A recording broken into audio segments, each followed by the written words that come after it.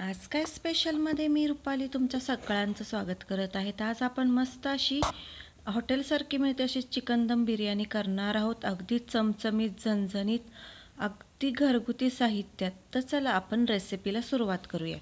तर इथे मी अर्धा किलोचं चिकन घेतलेलं आहे, स्वच्छ धुवून घेतले. त्यात आपण 1 ते 1.5 चमचा हळद टाकून घ्यायची आहे आणि मीठ इथे मी छोट्या चमच्याने 3 चमचे मीठ घेतलेलं आहे. प्रॉपर अगोदरच मीठ टाकलं की चव छान येते. आता आपण ह्यात 2 चमचे धने पावडर टाकून घेऊयात. हे चिकन मसाला 2 चमचे, बिर्याणी मसाला 2 चमचे, लाल तिखट आपण आपल्या आवडीनुसार जेवढं तिखट हवं त्यानुसार टाकायचं आहे. मी ते 2 चमचे घेतलेले.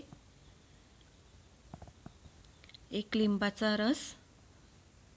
लिंबू रस वापरल्यामुळे चिकन आपलं छान असं सॉफ्ट होतं आणि मस्त असं शिजतं ते. तर 1 ते 1.5 चमचा आलं लसूण पेस्ट आणि घट्ट असं दही. दह्यात तुम्ही पाहू शकता अजिबात पाणी नाही आहे, असं मस्त घट्ट मलईचं दही घ्यायचं आहे आणि छान असं आता ते चिकनला हातानेच आपण मॅरिनेशन करायचं आहे. चमच्याने एवढं व्यवस्थित होत नाही, त्यामुळे इथे हाताचाच वापर करायचा आहे. सगळ्या चिकनला व्यवस्थित लागन असं आपण ते मॅरिनेशन छान असं चोळून घ्यायचं आहे. मसालेही व्यवस्थित मिक्स झाले पाहिजे.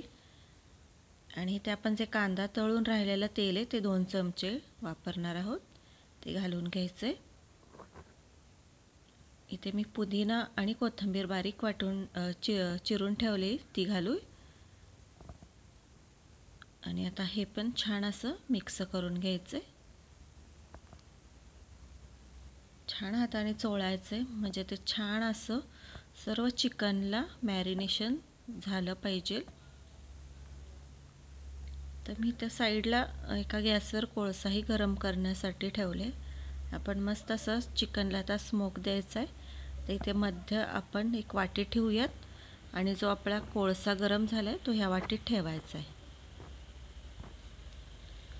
आणि त्यामध्ये आपण तूप टाकून घेऊयात आणि लगेच झाकण लावायचं आहे आणि त्याच्यावरती जड काहीतरी ठेवायचं म्हणजे आपला स्मोक बाहेर गेला नाही पाहिजे.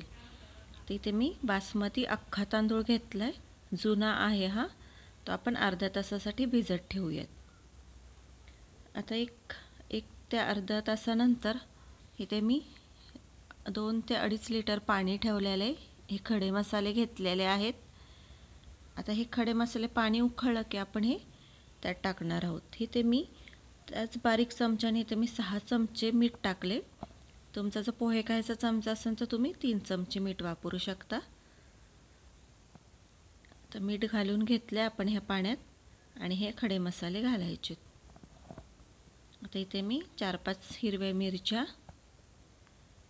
आणि लिंबाच्या 2 साली होत्या. आपण जो लिंबू पिळून घेतला होता त्याच्या 2 साली आपण ह्यात घालून घेऊयात आणि पाण्याला छान अशी उकळी येऊन द्यायची म्हणजे आपला राईस छान असा बॉईल होईल. इथे पाहू शकता मस्त असं आपलं पाणी उकळले आणि थोडंसं तेल टाकलंय मी आणि ह्या ज्या लिंबाच्या साली आहेत त्या आपण काढून घ्यायचं. आपण हा जो भिजलेला आपला तांदूळ होता तोही घालून घेऊयात आणि छान अशी उकळी येऊन द्यायची. 80% तांदूळ आपल्याला शिजून घ्यायचं आहे. अगदी मस्त अशी हॉटेलसारखी आपली ही बिर्याणी तयार होते. चवही छान लागते आपली. छान अशी उकळी फुटलेली आपल्या भाताला तुम्ही पाहू शकता. आता हा आपण काढून घेऊयात, जास्त शिजवायचा नाही आपल्याला. सर्व एका भांड्यात काढून घेऊया आपण हा तांदूळ. पाहू शकता मस्त असं आपलं हे शिजलाय भात आणि ह्यात आपण 1 ते 1.5 चमचा तूप टाकून घेऊया आणि छान असं मिक्स करून ठेवून देऊ. आता तोपर्यंत आपण चिकनची तयारी करून घेऊयात. चिकन आपलं छान असं आता मॅरिनेशन झाले. तर इथे मी 2 चमचे तेल घेतलेलं आहे. आणि थोडेसे अख्खे खडे मसाले घेतलेत ते घालून घेऊया आपण फोडणीमध्ये. ते छान असे परतून घ्यायचे तेलात.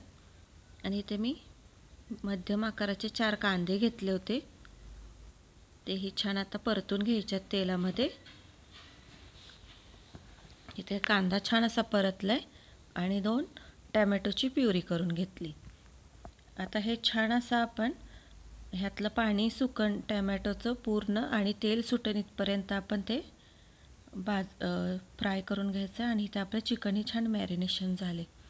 ते इथे पाहू शकता छान असं तेल सुटायला लागले. छान असं त्यातलं सर्व पाणी सुकून गेले आणि मस्त आता तेल दिसते. आता ह्यात मी चिकन घालून घेतले आणि चिकन ही छान एक 10 ते 15 मिनटं आपण मस्त असं परतून घ्यायचं आहे मोठ्या गॅसवर. म्हणजे छान असं चिकनचंही पाणी सुटेल आणि चिकन आपलं त्यातच शिजेल. इथे पाहू शकता मस्त असं आपल्या चिकनला पाणी सुटलेलं आहे आणि छान चिकन परतून घ्यायचं आहे त्यात. त्याच पाण्यामध्ये शिजल्यामुळे बिर्याणीची टेस्ट अजूनच वाढते. पाहू शकता मस्त असं आपलं चिकन अर्धवट शिजलेलं आहे. पूर्ण चिकन आपण शिजून घेणार नाही आहोत. तर छान असं चिकनला पाणी सुटले कारण की आपण त्यात दही टाकलेलं होतं. दह्याचं चिकनचं पाणी सुटले. आता आपण लेअर करून घेऊयात. मी ते अर्ध चिकन ह्या पातेल्यात काढून घेतले. आता आपण जो भात शिजून घेतला आहे त्यातला अर्धा भात ह्या चिकनवरती घालून घेऊयात. आणि छान असं ते त्याला दम द्यायचं आहे आता आपल्याला.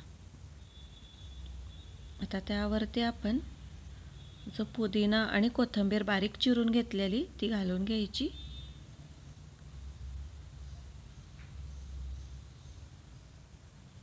आणि तळलेला कांदा तोही सर्वकडे व्यवस्थित घालून घ्यायचा आहे. कांदा खूपही नाही वापरायचा, नाही तर तो बिर्याणीत गोड गोड लागतो. आता हे जे अर्ध चिकन राहिले ते आपण त्याच्यावरती घालून घेऊयात. आपलं जे भाताचं पाणी राहतं ते आपण टाकून नाही द्यायचं. 1 ते 2 वाटी पाणी तसं शिल्लक ठेवायचं, म्हणजे आपल्याला ह्या भातात ते घालता येतं म्हणजे भात छान शिजतो. आता हे सर्व पीस आपण पसरून घेऊयात, म्हणजे सर्वकडे व्यवस्थित मसाला हा लागला जाईल आणि चिकनही व्यवस्थित शिजलं जाईल. आता हे जे आपल्या ज्या पातेल्याला जो मसाला चिकटला आहे त्यामध्ये आपण जे भाताचं पाणी शिल्लक ठेवलं होतं ते घालून हा मसाला पूर्ण काढून घेऊया. छान असं पातेल्याचं ते सर्व मसाला काढून घ्यायचा आहे. पाणी इथे मी जास्त नाही घेतलेलं, की खूपही पाणी नाही घालायचं जेणेकरून आपली बिर्याणी गिजगी होईल. हेच पाणी मी त्यात घातले आणि हा उरलेला आता भात आपण त्या लेअरवरती घालून घेऊयात. सर्व भात व्यवस्थित घालून छान असा पसरून घ्यायचा आहे.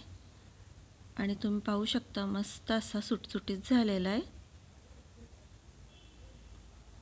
व्यवस्थित पसरून परत आपण त्याच्यावर तळलेला कांदा, पुदिना, कोथिंबीर घालून घ्यायची आहे. छान लेअरिंग करून घ्यायचं आहे. तुम्हाला वाटलंच तर तुम्ही परत एकदा कोळसा ठेवून त्याला छान असा स्मोक देऊ शकता, पण आपण चिकनला दिलं होतं त्याच्यामुळे आपण आता परत स्मोक देणार नाही. छान इथे आपलं लेअरिंग झालेलं आहे. आणि हे केशरचं दूध तेही आपण टाकून घेऊयात सगळीकडून. आता मस्त आपली लेअर देऊन झालाय. आपण आता बिर्याणीला दम देऊन घ्यायचा आहे. इथे आपला आता तवाही तापलेला आहे.